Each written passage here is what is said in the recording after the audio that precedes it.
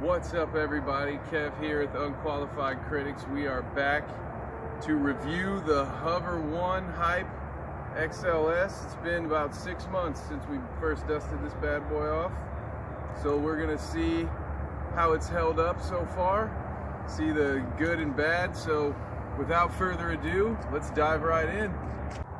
All right, so starting off, it's been 6 months, so we have gotten 195 miles in out of this bike, 161 out of the other, so we're about 200 in. There you see that. So far so good, right? Everything's been running pretty well. We see the tires are still holding up very well here. No issues with the brakes as of yet. The disc brakes working very well. They take a look at that there. As far as the charge life goes, we haven't really experienced any changes yet. The battery life is lasting about the same as it has before. You're getting about 20 miles per charge. You're still topping out at around 18 miles per hour. Now, I will say, once we get to around here, you see the battery life left over on this one. Here's where you're going to start seeing it affect your speed. Your average miles per hour is going to go down a little bit as the battery dies. And when we talk about getting that full 20 miles per charge, it's really predicated on you using up the entire battery. So if you ride it till it's half full and then charge it up, you're going to lose some distance there. We do suggest that you just use this up to completion and then recharge. We brought some bags here. We keep a charging pack here, a lock key, all that stuff. It's pretty helpful if you're going to be going out and traveling. As you can see, we have our charging stuff, everything in here. You might want to keep that. If you're using this to ride around, you find a lot of bars, outside patios, stuff like that. They will let you charge up outside.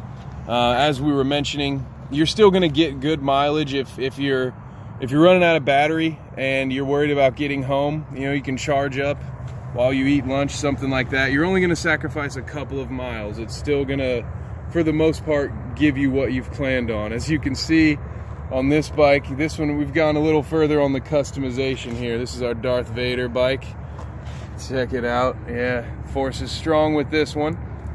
And we've removed the instructional stickers, which were there.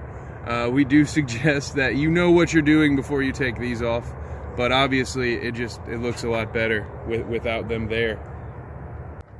As you can see, we added our own lights under here. We do a lot of night driving out in some rural areas, so it's kind of nice for our sake and for others on the road, just to be able to see us.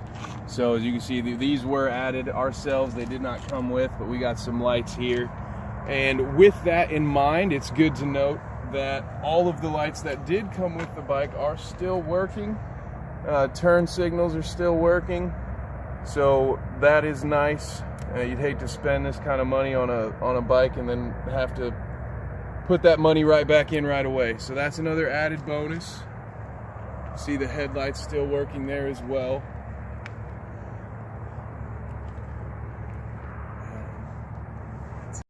All right, well, we've talked about everything that we love so far, so let's get into the parts that we could live without. First things first, the seats, okay? As you can see, there's not a lot of room here, all right? Not too many different ways for me to put this.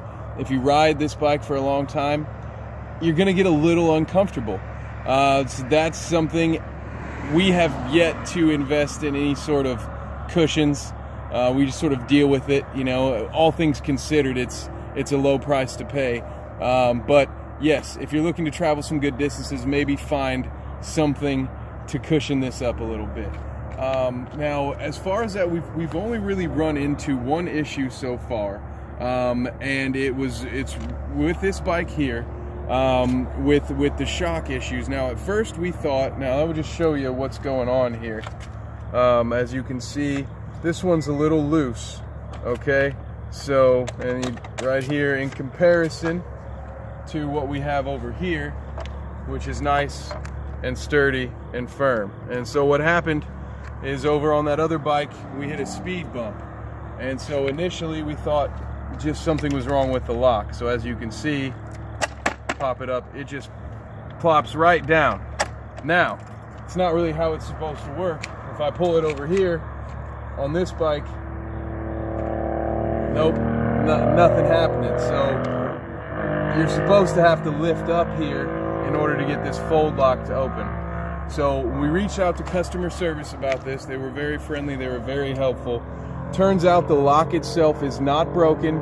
There's actually a shock absorber issue in here. So customer service was great, they were very helpful.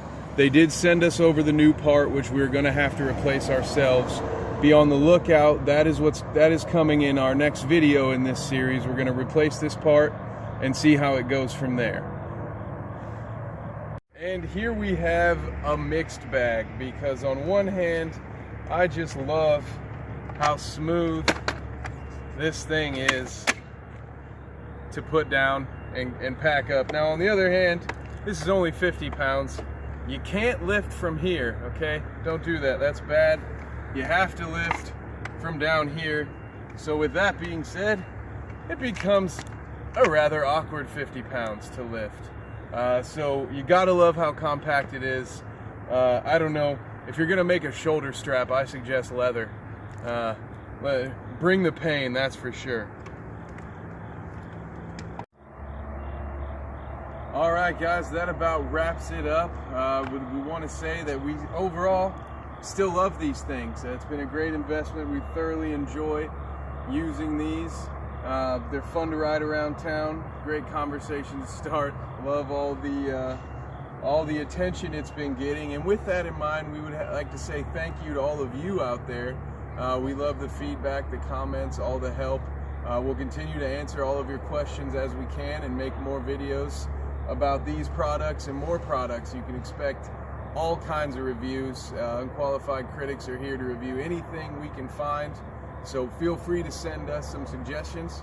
If there's some stuff you want to know about that you can't find out, we'll do it. In the meantime, I've been Kev. Thank you so much for your time. We're Unqualified Critics. We'll see you later.